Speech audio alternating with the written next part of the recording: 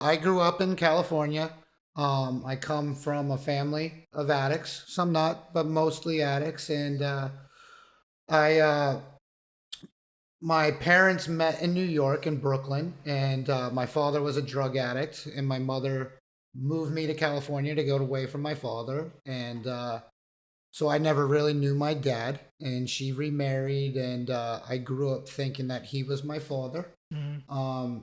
I was raised very Christian, almost to the point of religious abuse. Like we lived in the church. Now that I'm older, I kind of understand what we were doing, but I remember being on the side of the street waving pro-life signs, which I didn't know at the time were, and people would drive by and like give us the finger, and I'd be like, "What's going on?" When I was 9 years old, my mother passed away, and like I said, I thought the guy that she remarried was my dad.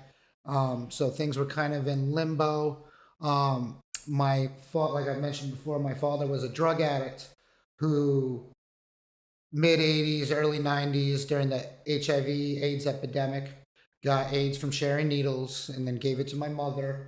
And my mother, I always say, casualty of war. She was an innocent bystander. So she passed away, and I ended up my stepfather, who I thought was my dad, remarried, and she had three kids. So it was me, my sister, and her three kids. And she was actually very abusive. She like physically abused us. And I remember Child Protective Services coming to the school, asking me why I had knots on my head. And Oh my God. they, but even at that young age, I knew not to like, if I said anything, they were going to take me away. So, I just sucked it up and dealt You with rather it. be I'd there rather than be home. It's right. my home. I didn't finish seventh grade. I probably did a couple months. And they were telling me that I'm going to go live with my aunt and uncle. Now, like we stopped being, like after my mother passed, we stopped being the Christian radicals. Okay. And then my aunt Laura, who I was going to move in with at the time, were Christian radicals again. They lived on church property, and I went back, and like even when I shared my experience, strength, and hope in meetings, I always share that over the time that I was living with them, it was like 3 month period, give or take. They started taking things away that I had in the time being. Because they weren't like Christian. And they took away the game Zelda from me because it had I magic. remember. I share it all the time. It had magic in it, and I wasn't allowed to play a game that had magic in it. And I was like, I cannot live like this.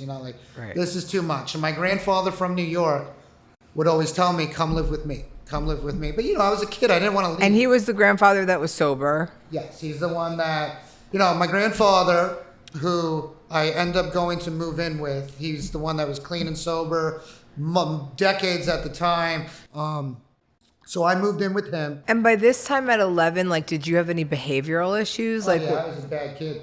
Yeah. Yeah, I lied all the time. I was always good in school, but I didn't want to go to school.